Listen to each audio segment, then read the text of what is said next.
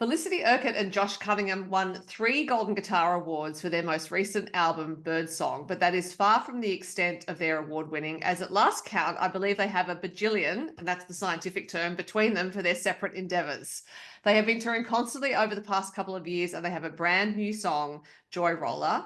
Joy is what they bring to people. So I think this is really fitting, and I would like to talk to them about it. Hello, Felicity, and hello, Josh. Hello, Sophie. Hi, Sophie. It's great to see you both again. And Felicity, I'm going to send the first question to you because you have the song Chain of Joy on your 2019 album, White Rabbit. So joy is clearly thematically important to you as a songwriter and a performer. And I get the sense that, and have had the sense about you for a while, that you are determined to cultivate it whenever and wherever you can. Nicely said. I couldn't say it any better than that, Sophie. Yeah, there is a theme about joy in songs, but in my life and in names in the family. My dad's mum's name was Joy. Tia's middle name is Joy, and Felicity means happiness in the dictionary too. So it's, I don't know, it was stamped on me from birth. Do you think, sorry, go on. I think it was stamped on me at that hospital in Tamworth to bring joy to others. And I don't know, I've been endeavouring to do that. Well, I think you achieved doing that, but I'm also wondering whether there's a case of nominative determinism going on, that you knew your name was Felicity and you thought, well, I'm going to have to live up to this. Like from a young age, people were expecting me to be happy. I don't know. I think it does come certainly from the genes. My folks are happy people, even through adversity and, you know, life's curveballs. They've always maintained a sense and an outlook of positivity that, you know, there's always someone worse off, and come on, chin up, mate. That sort of get back in the game and or back on the saddle and just keep going. And I guess that's how I know it to be. And we certainly encourage the kids to be a bit that way, and we're that way. Which is it's a constant practice, isn't it? And this is for both of you. It's because I think as performers as well, because you have your ups and downs, and it's not just things like, well, there was a pandemic for a couple of years that meant you couldn't work, but also, you know, the ups and downs of performing, where you might have an audience that's not paying attention, or there's fewer people than you were hoping for, or whatever it is. It can be really hard to sustain that positive attitude. So I think it's a decision. And so, Josh, maybe I'll ask you about that as an artist.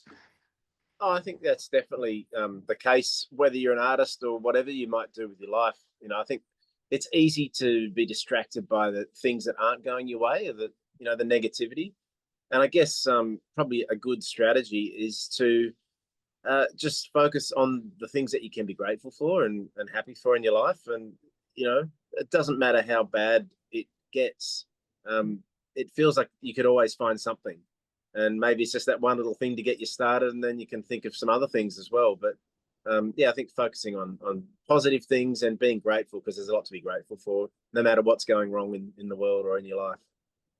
And I suppose it's also knowing, because you would know, because you've been doing this for a while and you have fans, that you bring joy to people when you step on stage. But every time I see you two play, there's just this sense of, as soon as you start, you are absolutely in the right place, doing the thing you love, and you wouldn't want to be anywhere else, which for an audience, I've got to say, is a real treat. That's nice. Yeah, I think that's true. You know, we're really lucky that the thing that we love to do is what we've based our lives around. You know, we've been fortunate to be able to make a livelihood and center our lives around making music and the joy that brings to us and to other people as well. Yeah. And I think, you know, probably with the world changing so rapidly with technology, I think that it's really something to hold on to. The whole interaction of getting in front of people and playing music and sharing that, you know, face to face in the flesh, because technology, I don't think, can ever usurp that as just one of those really beautiful experiences in life. And I think that's something to really celebrate, and we feel like we do every time we get the opportunity to take the stage. Yeah, I agree with that. And I'm also curious for you as parents, because you have 2 children, Tia and Ellie, and they are musicians. And as the Meadows, they've played and appeared on stage with you as well, and on Peel Street. Whether you're conscious of perhaps needing to do more to help them appreciate that actually with the influx of technology and so much visual information in their lives that you have to sort of try even harder than maybe the generation before did to remind them to be grateful for things, to notice small things, to find joy in things. Well, it's more about just reminding them to get outside and be active or be crafty, not just looking at some screen, whether it's for homework that has to be on a screen or, you know, so much schoolwork is on a screen. So it's about, hey guys, let's go play tennis. Let's hit a ball on the driveway, or let's do something outside. Or Ellie's right into her crafts, making jewelry, her side hustle when she's not playing the Meadows tunes or learning bass guitar now, thanks James Gillard. It's just balance, I guess, which is really important. And it's so different to our upbringing. You know, we were both kids that loved to be outdoors or try and make something with our hands. You were crafty with wood. I didn't have much success with that, but I would have a go putting nails in things in Dad's workshop. And I don't know. So it's just we're doing the best to try and balance it, to give them what we had as kids too. I think also looking at looking, as I said initially, for the positives in everything, even in that online, you know, on screen kind of space, like the kids, you know, do have an advantage in a way. Fliss mentioned that Ellie's playing bass guitar now, and that was a real beautiful thing. Like just since Tamworth, she's, you know, been given a bass guitar by our friend James Gillard, and she'd get home from school now and she just wants to go straight up the studio and get the bass out and plug in and start playing.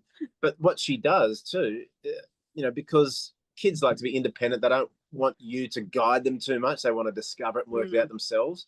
But part of that process for kids these days is getting on YouTube and seeing a bass tutorial or, you know, whatever. And so seeing her enthusiasm to do those kind of things, like normally I wouldn't be that enthusiastic about, you know, screen time, but when she's doing that on it and it's feeding that desire in her and she's really progressing with it and having a lot of fun, you can't then deny it. you got to say, well, there's some good in it too. Yeah.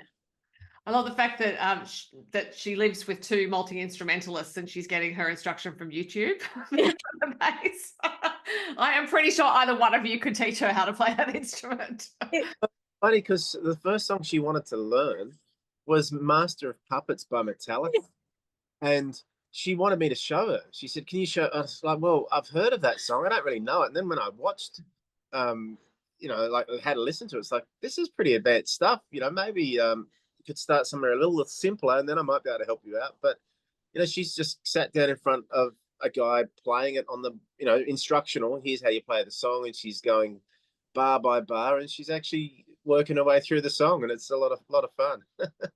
And Felicity, I love that you said that this is Ellie's side hustle. When I've seen your children on stage, I think their middle name is Side Hustle. The two of them are just so good at, like, here we go, like we're working it. And they have their own way of communicating. They're not, which is great because even from, you know, young kids, they're encouraged to talk to adults, to use their words and be polite and talk to our mates. Like that's what you do. You don't shush the kids away into another space and don't engage. It's so I'm really proud of them that they can hold a conversation with a stranger or friends who are adults, and it's really cool because now they're also giving their feedback about what they take away from other gigs that we see or songs they're listening to or telling us to check out things. And back on Ellie, when we were on tour, I don't know where we were, somewhere, was it Victoria?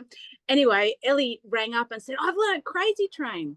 And we kind of thought, well, that's one of the Waifs songs. And, oh, that's really cool. Good on you, Ellie. And anyway, and then she said, can I play a bit for you? And Josh had ducked off in to get a coffee and I'm on the phone and she's playing it down the line. And I said, that's not how the Waifs Crazy Train goes. And she goes, no, it's Ozzy Osbourne, Mum. Again, the sense that she's finding her own things and it's just awesome, again, through online research, but she's getting these bass parts down. It's really cool. Well, given that it's been Ozzy Osbourne and Metallica now, I'm looking forward to the day when your support act, the Felicity Josh support act, is metal. Exactly. Yeah. And also, yeah, and it is on theme for Joy Roller. So I'm going to bring us back to the song now and ask either one of you or both of you, what was the impetus behind the song? Oh, that'll be it. That'll be it. Please answer. That'll be my online search back to the online screen to find my mum the perfect shopping cart to take to the markets. Oh, She loves going market shopping, and I thought, oh look, there's got to be a bit more of a modern spin on, you know, grandma's old cart that you know they had back in the day.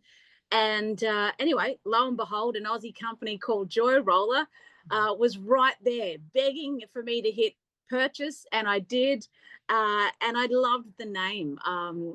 And it looks a bit like one of the old carts, but it's just sturdy, modern creation and modern fabric and bearings. Ball bearings. Oh, it's really sturdy. Anyway, so I wrote down Joy Roller on the whiteboard of song ideas that go in the bedroom, which everybody has one, don't they?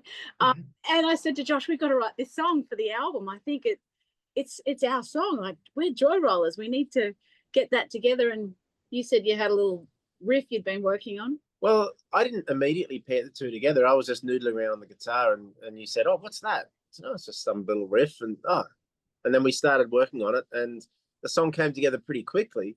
And when it had fully materialized, Ellie actually said, "Yeah, I was kind of interested in this because, you know, I was thinking, how do you write a song about Joy Roller?" And I didn't think it was humanly possible, but you actually did it. Didn't think you could do it. Didn't think it could be done. I love that she's now the built-in critic as well. It's like, well, show me the proof, you two, with your bajillion awards between you, that you can actually do this. Look, it's really lovely too, because my mum is the quintessential Joy Roller. She is happy even when she's not feeling that vibey. She still puts on the joy for others and spreads it, laughs and whacks on a cup of tea and you know, offers someone a biscuit or something to lift the mood. And you know, I think being a Joy Roller is just about that sort of mantra, really. Try and bring a bit of joy to someone else, and even if you don't feel that amazing yourself, it's going to do wonders for others, and in turn you pick up your own joy. Yeah, it does create its own momentum. So given that it is the first single off your next album, I'm wondering if it has set the tone for the album. Like, if you let it become a theme almost. I think it's a good theme. You know, great thing. Like, as we've mentioned earlier on in this conversation, you know, there's a lot that you can be, you know, negative about. There's a lot of things to be alarmed or concerned about. And I think any collection of songs that goes out into the world that's going to encourage people to feel happy and positive is probably a good thing. Mm-hmm. And, in saying that, though, on the flip of that, that doesn't mean the album is going to be all about joy songs, because I'm just thinking about the next lot of songs we've started tinkering in the studio. I think it's, I mean, you've seen our show a bunch of times, and so there is that element of joy but we also might, you know, speak another truth of something else that's been on our hearts. So we'll still just have that, you know, we're human, so we'll have a bit of that humor that we might have, or the sensitivity, and then the joy. So it's still going to all be in the package of the next album, wouldn't you say? Yeah.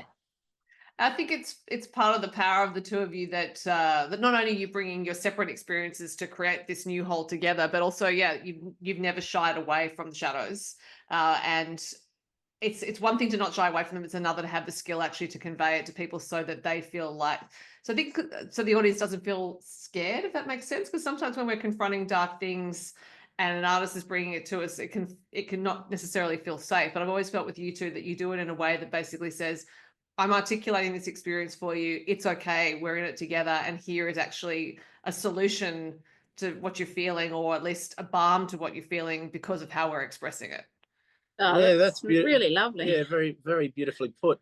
And I think the real, you know, payoff with all of that is when people come, you know, at the end of a show, or, you know, not necessarily the show, they might reach out and send an email in or something, and just talk about how a song was really meaningful to them in their difficult situation. So, you know, I think that's a beautiful thing. And, you know, don't necessarily intentionally set out to be a, you know, a balm for people's wounds, but I think music in itself just has that quality anyway. And if you're honest with your music, and we all go through similar experiences in life. You know, it's not all a bed of roses for all of us, and can express your struggles and do that in a way that people can relate to, then I think it's a really important role that we play in the world. Absolutely. I don't know where we would be without art and music in particular, because I think it's the biggest magic there is. But that's just a comment, not a question. So after 2 albums together and a third due this year, I'm interested in what has changed for you and what hasn't changed about writing together. Well, first of all, we'll just flag it that it will be out next year. Oh, next year. Sorry. Yes. We'll have change, actually. Well, yeah, we might originally, Sophie, you might be actually on the correct path there. Originally, it was going to be this year. No, I actually wrote next year, Felicity. I just said this year. More singles that will drip feed through the year with a release next year. But we have, you know, how things do change, and maybe back a while we might have thought this year would have been appropriate, but we're going to release some singles, and I think it's sort of changed in the sense that well, from the first album we didn't know how it was going to work, and we just did it acoustic, and then Birdsong we plugged in some amps for you and got a bit noisier and called in Matt Fell and Josh Hubert, and then for this album we're going to do more of the same. So but I think one thing that's changed is, you know, given that we've got a longer time frame to do it, we'll be able to be a bit more, well, I don't know if relaxed is the right word, but we'll just have more time and space to create the album. You know, in the previous, well, the first one, we kind of had a date that we were going to release it at. We had a gig. We had some reason it had to be out, and we just had to do it real quick. Right. The second time around was a little less so, but still, you know, there's a lot of work goes into tracking all your parts and sending the files back and forth and putting it all together. So we thought this time we don't want to put any pressure on ourselves. We'll just release a single, you know, record the next one, release it, and eventually, you know, this year will give us plenty of time to put together an album with a little less pressure associated. There's always some pressure though. We'll ring Duncan and go, "Hey mate, how busy are you?" Yeah, what are you guys thinking? I'm pretty smashed. And he always fits us in, makes it happen, and does a new clip for us. And so it was lovely that Duncan could capture the vision of us playing it live with James on his tree bass and our mate too, Benny Elliott on the drums. So it captures that essence of what we do live, you know. So yeah, we love our mate Duncan Toombs. Well, and he's just down the road, so you know you live in the same. He should be able to fit you in. If he can't fit you in, who can he fit in? But Josh, you talking about wanting to make the album because you had a show coming out reminds me years ago, Felicity. I saw you playing in Tamworth, and I remember you had an EP out, and you'd said that you realized that you wanted to have something out for Tamworth, so you very hurriedly recorded an EP. It didn't sound hurriedly recorded; it sounded like, you know, your amazing work. But I'm pretty sure I have that EP somewhere around here. So obviously you like having something that focuses the mind for recording. Yeah, I think we might have said before to you, Sophie, that when there's a deadline in the diary, it makes it happen. Like I feel I'm okay with that, because otherwise I could just get lost in, oh, I'll do that in a bit. Oh yeah, that'll happen when it happens. But if I've got a deadline, I'm going to make it work, or I'm going to learn how to do something to make that happen. So, I've had many a booking in my calendar over the years that I had no idea quite how to pull it off, and yet one had to. So it's diary dates are pretty good for me. I think they're good for you too. Well, yeah, I mean, I've got a lot of experience dating right back to school, where I would just cram for an Tell me exam. about your dating back in school. Did No. you say that? No. Well, the date of the exam or the assignment's due, and I'd leave it till the end often, and you know, cram it in. But having that deadline was the thing that really kicked things into gear. Yeah, look, I love a deadline too. And as the saying goes, I especially love the sound of them as they whoosh past. So you've also been playing live together for a while now. So when you started writing songs together, you hadn't played together. Actually, you were brought together by the Song Club, as we've discussed in the past. So that was the beginning of your collaboration. And then obviously you had to learn how to play live together, and you'd separately had, so Felicity, you were a solo artist, you're in Bennett Bowtell Urquhart, Josh, you're in the Waifs. So I would imagine there was a slight adjustment period. So again, what is the same now for you about playing live, and what has changed? Go on, you say. What's the same? Yeah, what's the same as when you started? Well, I think probably the same for the two of us playing music. Yeah, yeah. If there is anything to say, well, maybe it's all evolved. It's a lot more of a comfortable known quantity. You know, I mean, we did a lot of rehearsing the first time before we did our first shows, but I remember at the very first show being really nervous. Oh, we were so And nervous. probably, you know, coming across, I mean, I know we came across that way because lovely people have come up and said, oh, we were at your first show, and oh, gee, you've come a long way since then. But yeah, I think at the moment we walk on stage now feeling confident and really comfortable in what we're about to do, because, you know, not only have we done it a bunch of times now, but, you know, there's always the new experiences bring surprises that you look forward to. You walk on stage, oh, I wonder exactly what's going to happen tonight. We're going to play probably the same songs we did last night, but there's going to be some little element that's unknown, that's going to be a surprise. It's going to be lovely. And I think that I'll probably say the first time we walked on, it was all a little bit unknown, or very unknown. And you know, we've certainly you know, come a long way since then, I reckon. I remember being, like Josh said, nervous, but I also wanted to impress him. Like there was a bit of that probably that you know, I wanted to do a good job, and I was already impressed. You didn't need to worry about that. To the part that was the tricky element that we didn't take into consideration was actually linking the songs and talking to the audience. Right. Well, you know, I remember being, oh, well, I'll let Josh have, you know, say what he needs to say, and I don't need to take all the space up. And I soon realized that, oh, that was not your natural comfort zone, because in the Waifs, that's sort of not your area as much either. So it was developing where we were going to speak and who was going to talk, and all of that just took a bit to work out, didn't it? Mm. I love that you had people saying that you've come a long way since then, talking to you two in particular, when you're two of the most accomplished musicians in Australia. Like, yeah, I think they're already very qualified, but they could sense the tingles, I think, you know. But it is, look, I think it actually feeds into my next question quite nicely, which is about the success you've had individually and together, and whether there is pressure then to keep producing music to a certain standard. So obviously by the time you started making music together, you had achieved a huge amount separately. And then there's a certain standard that people would expect because you're playing together.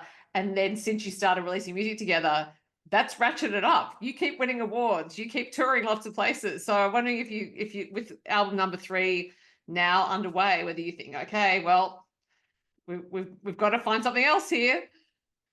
No, I don't think so.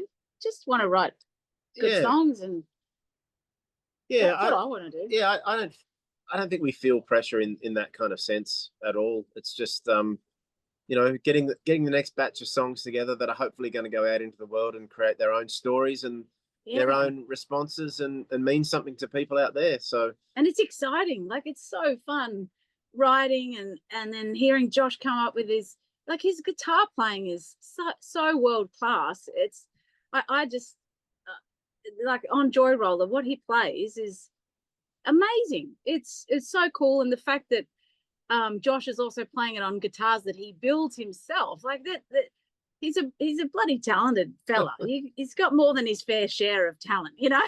So in different areas. So it's I'm excited by what we're going to do with the next album. We do have a working theme, which we can't divulge just yet, but it's nice that we've got a concept that we are working for this next album, and it just feels right. It just feels like we're on the right path. And I also want to acknowledge, Felicity, that every time I've taken someone else to see you play, whether it's with Josh or someone else, people remark on what a great musician you are. And I think that is underrated in terms of how you because your voice is so wonderful that necessarily the focus would be on the voice, but actually you're a fantastic musician. So just acknowledge that. But also realizing the question I asked about the standard of your work, what I didn't do was acknowledge actually how hard it is to keep producing at the standard you've been producing, but both before you started working together and together, because it is really difficult to maintain excellence. It requires commitment. I think it's the same kind of idea as committing to joy and being that in the world, that committing to deliver excellence in art takes a decision, but also takes application. So yeah, again, comment more than a question, but it's really hard. Yeah, well, Yeah, thanks, thanks Sophie. for acknowledging Felicity's skills, on the instruments as well, because I totally agree with you there, and that was one of the things when I first really got to sit down and watch Fliss do a whole show. That was the thing. As much as her amazing voice, it really struck me as well. And And now I just get Josh to show me, well, how would you do that? How can I do that? well, she actually shows me a bunch of stuff too. Like, she's great at coming up with ideas for little guitar lines, and she'll just sing them to me, and then I'll figure out how to play them. But I think as far as the discipline involved in staying at a consistent standard, I think it's just one of the lovely things about playing music together. And then the further you go along that journey, there becomes more and more of a less conscious connection. Like, you develop your own sound and identity in this really natural way that's not necessarily contrived or calculated.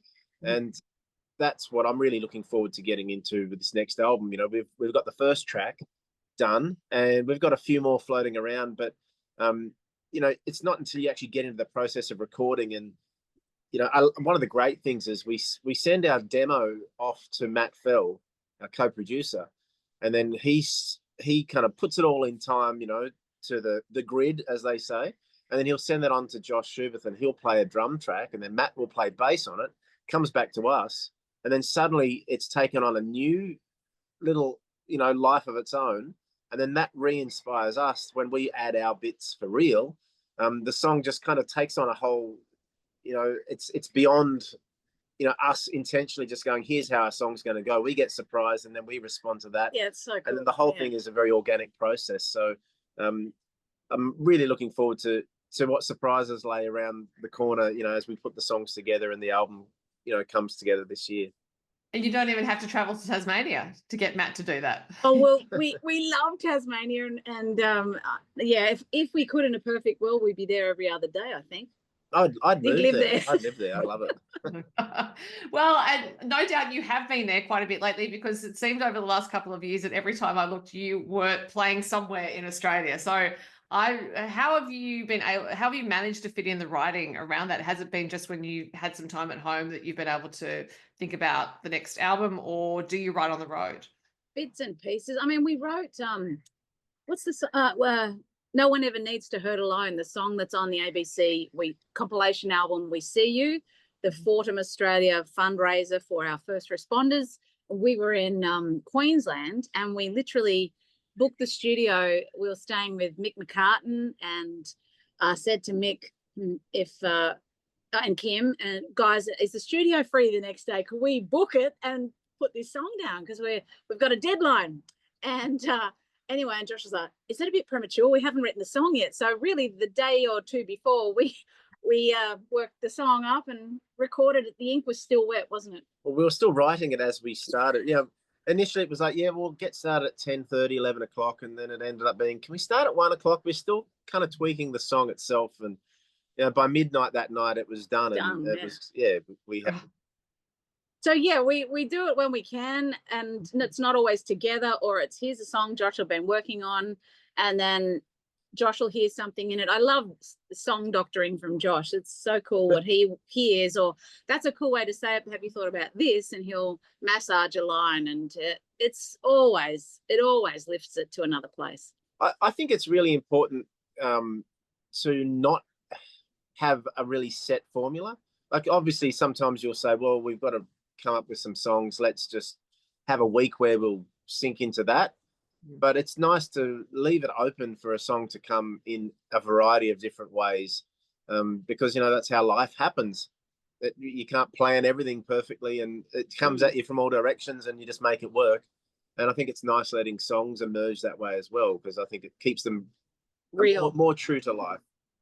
Yeah, it seems like you found a rhythm now in your songwriting, and no doubt in performance and recording, where you know each other's strengths, and so as you said, Felicity, Josh is a great song doctor. There'll be things that you bring in, and that my impression of it now is that this is just this very easy flow between the two of you, where you don't even need to explain what the process is or ask for anything. It's actually just, we're creating this together, and we'll find our parts within it depending on the song and the circumstances. Yeah, I think it is just like that. Yeah. Well, there you go. That's, again, comment more than a question. Do you get itchy feet when you are home for a while, because you're not doing a lot of touring this year? Well, I've actually been away quite a bit. You mentioned Tasmania. We were talking about it before, and we were both down there in, was that straight after Tamworth? Yeah, just after Tamworth. And then I've just been back there again with the Waifs. So I just got back today from 10 days on the road with the Waifs, and I'm here for the week, and then I'm going away again. So I've got a list of jobs for him. I haven't found time to have itchy feet. In fact, I have itchy feet to come home and be with Fliss and the girls and the dog, when I'm away. As much as I love being out there playing music, it's, I'm a bit torn these days since I've got these lovely people in my world that I don't like leaving behind either. So, it's going to be nice when the touring's done, and then we can just be at home and be there for the girls and be there to get into our recording. Yeah. Does Wilson punish you when you've been away for a while? Oh, he was very happy today.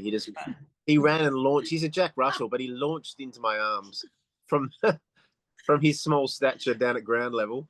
And he's looking at me out the window. He's sitting on the bed. We're sitting outside the bedroom window, and he's looking at me through the slats of the plantation he shutters. punishes me while he's away, I'll tell you. And I did happen to say, "Oh, your dad's coming home." Yeah, your dad. And then Tia said, "Joshy," and he just started crying like, "Oh no." Oh, here we go. That might have been 3 hours before he came, so we might have egged him on a bit early. So now he's sitting there probably checking that Josh is still there. Yes. Yeah. Well, it has been wonderful to talk to you both again about Joy Roller. I am going to leave it there because I'm guessing I will be speaking to you again about future releases, and there will always be more questions for me to ask you because I'm interested to find out more. But Felicity Urquhart, Josh Cunningham, your new single is Joy Roller. Joy is, as I said at the top, what you bring to the world. So thank you for that, and thank you for your time. Thanks, Sophie. Thanks, Sophie. Same to you. Thank you.